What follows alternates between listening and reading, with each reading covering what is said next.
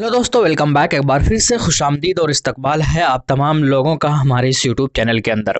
आइए दोस्तों, बात करेंगे इस वीडियो के अंदर। जब भी भारत के अंदर प्रधानमंत्री की बात होती है तो मुस्लिम को कंसीडर नहीं किया जाता है एज ए प्रधानमंत्री उम्मीदवार या फिर कैंडिडेट। क्यों? क्या ऐसा रूल है कि भारत के अंदर कोई भी मुसलमान प्रधानमंत्री नहीं बना जा सकता? जिस तरीके के रूल है पाकिस्तान के अंदर कि वहाँ पर ना ही राष्ट्रपति और ना ही प्राइम मिनिस्टर जो है एज ए हिंदू कैंडिडेट को कंसीडर किया जाता है। क्या ऐसा ही रूल है भारत के अंदर? इनको भी समझेंगे और ये भी देखेंगे कि भारत के अंदर ऐसे कौन तीन उम्मीदवार है जो सबसे ज़्यादा यानी सबसे आगे रेस के अंदर बने हुए हैं, सबसे ज़्यादा वो जो क्राइटेरिया है सबसे ज़्यादा फुलफिल करते हैं ये तीन उम्मीदवार। और उनमें भी तीनों में से भी सबसे आगे AIM के सदर बैरिस्टर असदुद्दीन ओवैसी साहब खड़े हैं। क्या है इन सारी चीज़ों के बारे में देखते हैं। और आप जो नए हैं वो बराए मेहरबानी चैनल को जरूर सब्सक्राइब करें और वीडियो को भी लाइक करें। चलिए शुरू करते हैं दोस्तों। सबसे पहले बहुत सारे लोगों को ये गलतफहमी है कि भारत के अंदर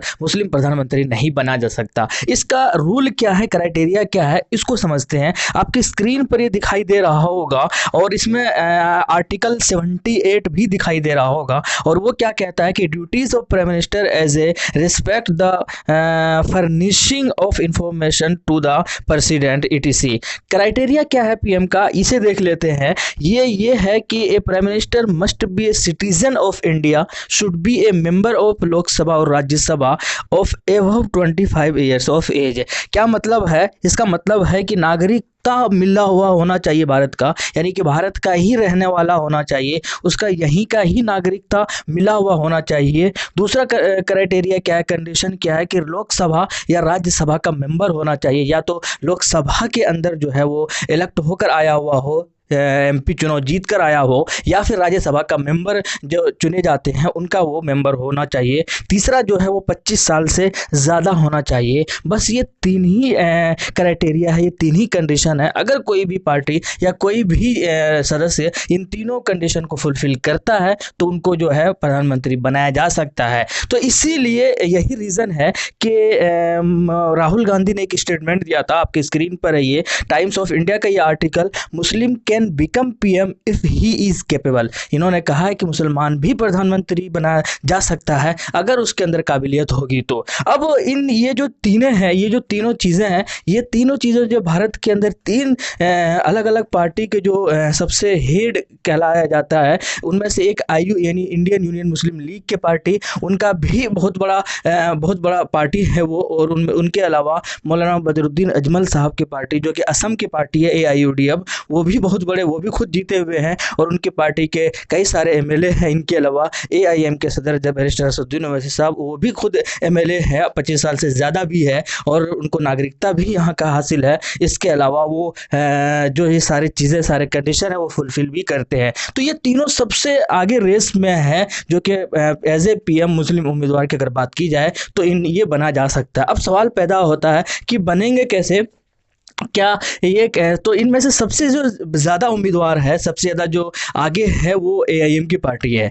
क्योंकि अब इनको लोकसभा के अंदर बहुत सारे सीटें जो जीतना पड़ता है जिस पार्टी के लिए, वो अगर इनके हिस्से में आ जाते हैं तो ये प्राइम मिनिस्टर बनाया जा सकता है। हालांकि असदुद्दीन ओवैसी साहब को कुछ खास दिलचस्पी है नहीं है, उन्होंने साफ कहा है कि मुझे CM और PM में कोई इंटरेस्ट नहीं है, लेकिन फिर भी जब बात होती है तो ये सारी चीज़ें इनके ऊपर ज़रूर कंसिडर किया जाना चाहिए। लोगों में खास करके यूथ से में काफ़ी ज़्यादा जो इंटरेस्ट है और एक्साइटेड है इस चीज़ को लेकर कि काश बहुत जल्द जो है हम देखने को मिल सके और MIM के सदर या CM या PM के रूप में। तो इसीलिए हम लोग बातें कर रहे हैं। तो सबसे आगे इसलिए भी है क्योंकि अब आप कुछ लोग ये सोच रहे होंगे कि क्या बेतुका सा ये है, कौन ऐसा होगा ही नहीं, ऐसा पॉसिबल ही नहीं है। तो मैं उन सबको बता दूँ, क्या किसी ने 10 साल पहले ये सोचा था कि गुजरात के अंदर MIM की पार्टी वहाँ पर लॉन्च करेगी अपनी पार्टी को? क्या किसी ने सोचा था 20-15 साल पहले कि बिहार के अंदर उसके अभी 5-5 MLA होंगे? क्या किसी ने सोचा था कि बंगाल के अंदर भी MIM पार्टी जाकर ना सिर्फ लड़ेगी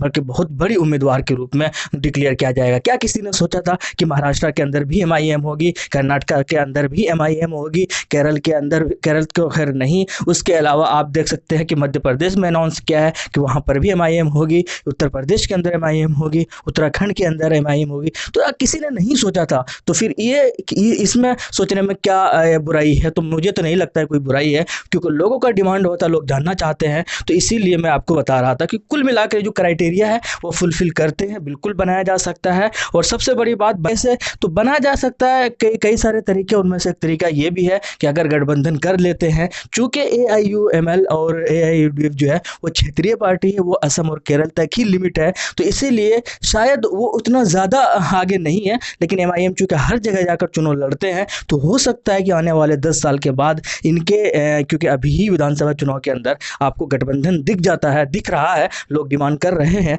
तो हो सकता है कि आगे 10 साल के बाद जो है लोकसभा चुनाव के अंदर भी इनको अप्रोच किया जाए कि आप भी हमारे साथ आइए, गठबंधन में शामिल हो जाइए। अगर ऐसा होता है, कई सारे स्टेट में अगर ऐसा होता है 10, 15, 20 स्टेट के अंदर, तो हो सकता है कि उनको भी PM के रूप में देखा जा सकता है। इसमें कोई बड़ी हैरानी नहीं है। इसीलिए बिंदास होकर अपने आपका जो गुरूर है, आपके जो सदर साहब है, उनके पार्टी को सेलेक्ट कीजिए, क्योंकि आने वाले टाइम में एक अकेले पार्टी वो ऐसे हैं जो सिर्फ और सिर्फ आपकी जो सारी ख्वाहिश है वो पूरी कर सकते हैं। उनके अलावा मुझे नहीं लगता कांग्रेस में कोई दम नहीं बचा है, वो एकदम एक कमज़ोर से कमज़ोर होता जा रहा है। कोई बड़ा लीडर भी नहीं है, जो छोटे मोटे लीडर थे वो भी दूसरे पार्टियों के अंदर शिफ्ट हो रहे हैं, अपने आप को दूसरे पार्टियों में ले जाकर रख रहे हैं। उम्मीद यही है आने वाले टाइम में आपको बहुत जल्द जो है ये पार्टी यानी MIM की पार्टी एक बड़ी पार्टी के रूप में आपके सामने नजर आएगी, जो पूरे हिंदुस्तान के अंदर सबसे ज़्यादा मशहूर पार्टियों में से एक बन जाएगी। आप क्या कहते हैं कमेंट सेक्शन में ज़रूर बताइएगा। शुक्रिया, जय हिंद, लव यू।